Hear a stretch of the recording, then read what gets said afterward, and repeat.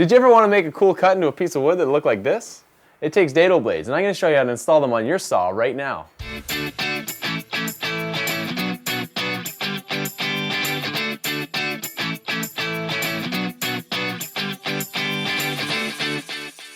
First step, whenever you're ever messing with any power tool and you want to adjust it, unplug it. Let's get started.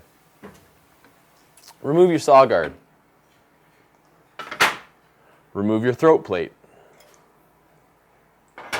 Now you can see our blades exposed in all the parts. Pop the safety on the blade up so that now when you remove the arbor nut, you can actually pull the blade off. With that guard down, it actually stops the blade from being able to come off, which is a great safety feature. So with the wrenches that came with my saw, I can now loosen the nut so that I can simply take it off, making sure not to drop it, and then slide my blade off. Now, with dado blades, they're actually quite a bit smaller than your standard 10-inch blade. They're 8 inches. So that means that this blade guard mount that we have back here is actually going to stick up too high.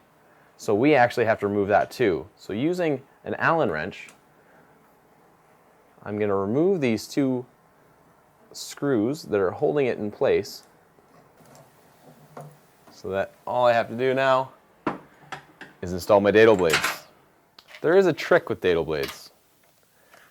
They come with a thickness guide, so you know in the red counts as the main blade, and the yellows count as the chippers. Now I'll show you the chippers. They're on the other side. Every chipper is worth 1/8 of an inch, and every blade is worth 1/8 of an inch. So in total, we have 5/8 of an inch, 3 and 2. But with all these extra stacks that we can put in between these shims, apparently we can reach 7/8 of an inch. Now, I need 3/8 of an inch. In order to achieve that, I need to put 2 main blades on and 1 chipper. Following the guide, you can see if I go 1/2 inch, it's 2 chippers and the 2 blades, 5/8, 3 chippers and the 2 blades. We have to figure out which way the blades are going to install. We can see that they have a flat face where the print is and a directional arrow to know which way the blade's going to spin. Knowing that our table saw spins this direction, I know that this needs to be my first blade. So I'll install this one first. Now, knowing I need to do 3/8 of an inch, I now have to add a chipper.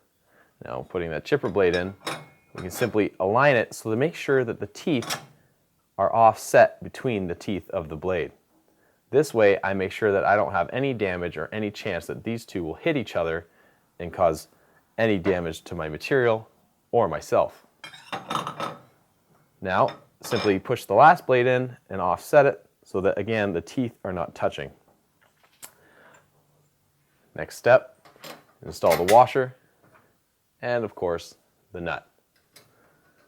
Now, what will happen is if you add too many blades, you actually get a gap that won't fit through your original throat plate that comes with your saw.